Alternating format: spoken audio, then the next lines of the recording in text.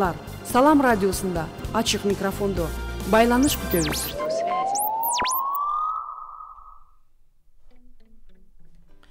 Саламатсыздарбы урматтуу радио каармандар, эфирде ачык микрофон программасы, аны мен Улан Маккамбаев алып барам. Бүгүн биз айыл чарба техникаларын алуудагы насыялар, башкача айтканда лизинг тууралуу кеп кылабыз. Биздин суроолорго Айыл банктын Баткен облусундагы филиалынын насыя берүү бөлүмүнүн адиси Улукбек Тойчубеков жооп берет. Саламатсызбы? Студиябызга кош келипсиз. Саламатсыздарбы, урматтуу радио каармандар. Азыр ушу микрофонго жакыныраак сүйлөсөңүз. Азыр алгач ушу лизинг тууралуу түшүнүк берсеңиз, лизинг бул эмне? Жакшы. Лизинг деген бул ишкананын өздүк каражаттарын коротпой туруп, аны модернизациясын жүргүзүүгө жана жаңы керектүү жабдууларды алууга керектүү болгон инвестициялык курал болуп эсептелинет. Бул лизингти көпчүлүк эле мындай түшүнө бербейт да, жалпакча түшүнө бербейт. Ошону бул кененирээк айтып кетсек, бул англис тилинен кыргызчага которгондо ижара деген сөздү билдирет да. Ижара. Ушул лизингти, ушу айыл чарба техникаларын мындай айтканда, лизинг жолу менен айыл чарба техникаларını ижарага алса болот. Ижарага алат. Ооба, ижарага алат. Бул демек жанагындай кандай кредит же насыя түрүндө болобу? Бул лизингтин бүтүмү деген болот. Лизинговая сделка орусча айтканда. Бул лизинг бүтүмүндө мындай 4 тараптуу келишим түзүлөт. Биринчи камсыздоочу лизинг берүүчү, анан лизинг алуучу, анан сөзсүз түрдө камсыздандыруучу компаниялар менен биз келишим түзгөнбүз. Ошол биз кардарларга лизингти бергенде сөзсүз түрдө камсыздандыруу компаниялары менен иштешебиз да, ошол камсыздандырабыз техникаларын милдеттүү камсыздандыруу. Эгерде 30%тен ашык 30%дан ашык ошол техниканын 30%дан ашык суммасын төлөсө милдеттүү түрдө. Кандай техникаларды лизинг алса болот? Бул айыл чарба багытында техникаларды, андан сырткары мына жүк ташуучу унааларды, жеңил унааларды дагы алса болот. Пайызы канча болот? Пайыздары бул айта кетсек, бул азыр мына Беларусь тракторларыныкы бул 9% менен берилет, 7 жылдык мөөнөттө берилет. 9% менен. Демек анын баасыны тракторду ошол ала турган тарап өздөрү эме кылабы, келишеби? Бул жерде айта кетчү нерсе, кардар биринчиден өзү техниканы өзү тандайт, кандай техника алат, кайсыл техниканы алат, суммасы канча, баасы канча. Биз прайс-листтерден көргөзөбүз, ошол жерден клиент кардар тандап, ошол техниканы суранып биз аны алып беребиз. Бул каяктан, мисалы үчүн Кыргызстандан сырткары компаниялар иштешеби ошондо? Кыргызстандан сырткардан, Кыргызстандын ичинде да компаниялар менен иштешебиз. Быйылкы жылдын эсебинен ушул Баткен облусундагы айыл чарба техникаларын же дыйкандарга же кооперативтерге канча техника алынды? Быйылкы 2019-жылдын эсебинен бир эле техника алынды. Беларусь трактор 82-1 деген көсүндө. Эмне себептен аз болуп атат? Бул дегенде аз болгон себеби бул биринчиден бизде башка аймактарга салыштырмалуу айдоо жерлер аз. Анан түшүнүк кенен жайлы баштады да. Азыр элдер дагы насыядан дагы мындай уже түшүнүп, өзү максаттуу пайдаланса, өзү киреше аларын уже түшүнө баштады. Жок, Кыргызстан эгемендүү мамлекеттердин катарына киргенден бери жер реформасы жүргүзүлүп жатат. Анан лизинг тууралуу мурдатан эле бизде маалымат берилип келишат. Лизинг тууралуу Айыл банкта 2011-жылдан бери башталып, 2011-жылдан бери лизинг бери баштаганбыз. Ошол эле жылы 284 техника бергенбиз да. Анан салыштырмалуу бизде мына Кадамжай, Лейлек райондорунда бул жактарда бизге салыштырмалуу бир аз көбүрөөк берилет. Себеби ал жерлерде айдоо жерлер көбүрөөк да. Демек силер азыр облусту бардык аймактарын тейлебейсиңерби? Биз Баткен району тейлейбиз да. Кадамжай, Кызыл Кыя булар өздөрүнчө филиал болуп эсептелинет да. Баткен районунда айыл чарба тармагы анчайын деле өнүкпөй жаткандыгынан белги бере ушул лизингдин аз өлчөмдө кетип. Бул деген түшүнүктүн эң пайда болуусу да. Анан 2018 жылы 9 техника берилген ошо Баткен областы боюнча. Анан 2017 жылы 13 техника берилген. 2019 эми буюрсадан кардарлар келип жатат. Бул область боюнча. Бул область боюнча. Район боюнчачы, Баткен району. Баткен району боюнча быйыл бир техника алынды. Анан азыр дагы бир техниканы дагы уже биз кардар менен сүйлөшүп, уже келишимдер түзүп койгонбуз.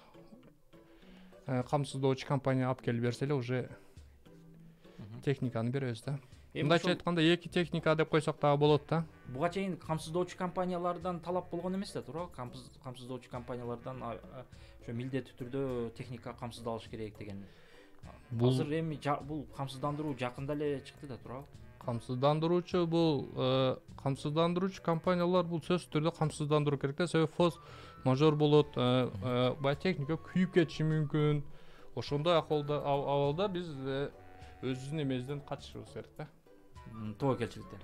Камсыздандыруучу компаниялар булар кандай? Жеке менчик компанияларбы же мамлекеттик камсыздандыруучу? Бул мамлекеттик дагы бар, жеке дагы бар.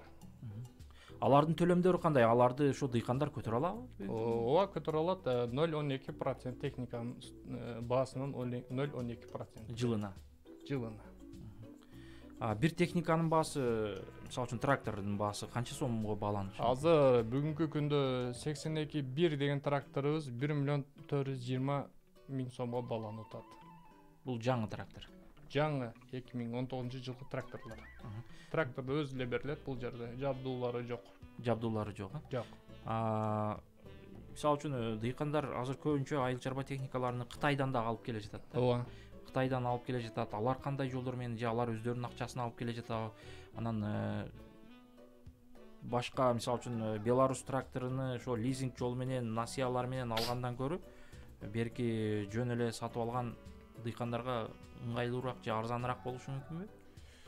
Бул боюнча айта кетсек, бул эми өздөрүнүн акчасы, эгерде клиенттер платежеспособный болсо, барып алып келгендер дагы болуп атат. Анан бул деген лизинг деген өзү негизги түшүнүгү бул кардардын өзүн баягы ала турган акчага, ала турган техникага акчасы жок болуп туруп, аны күрөөсүз берилет да, бул техникаларчы, күрөөсүз берилет. Ошон үчүн бизге кайрылат да.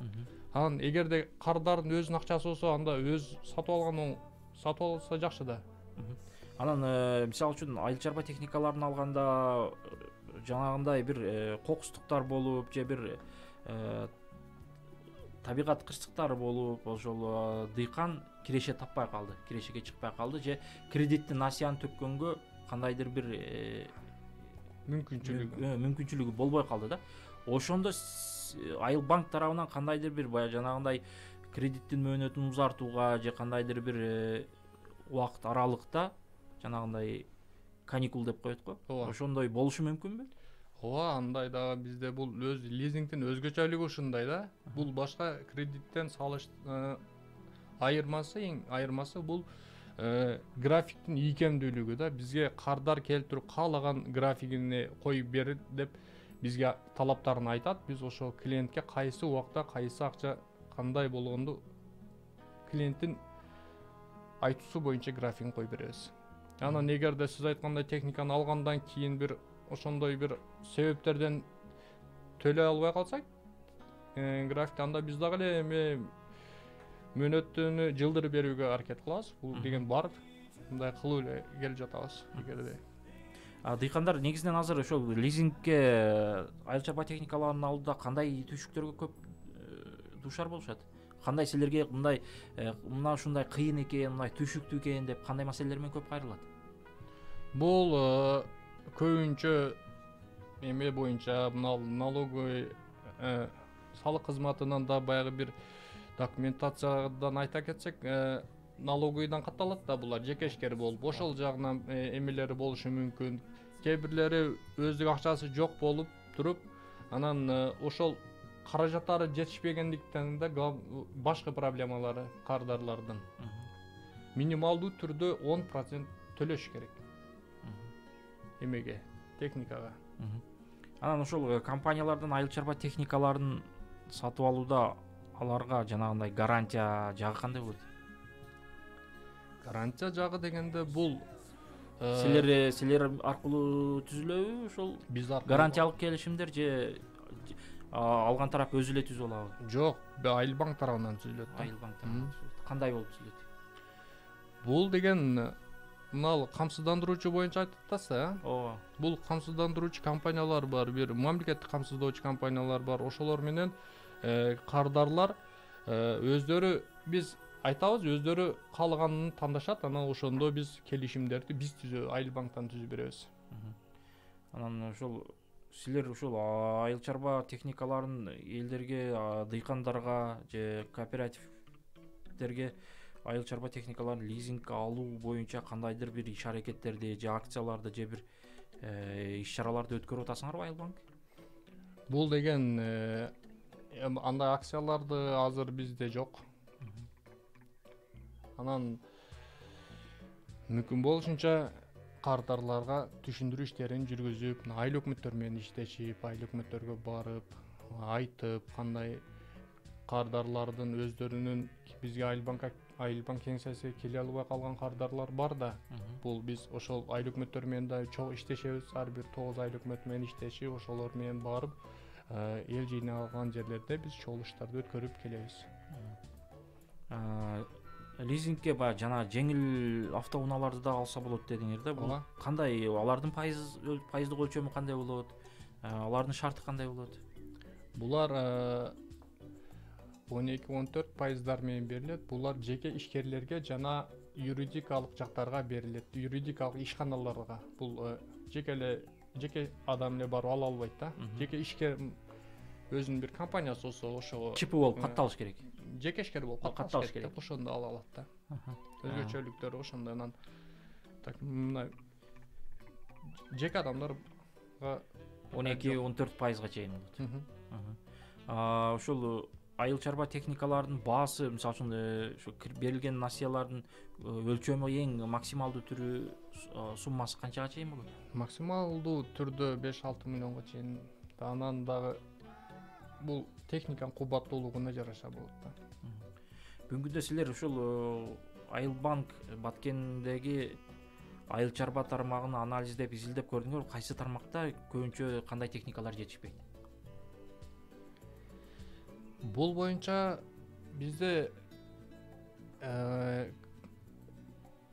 бардык эле техникалар азыркы убакта жетиштүү да, Баткен районунда. Анан бул боюнча дагы бир тактап коюшубуз керек экен. Түшүнүктүү.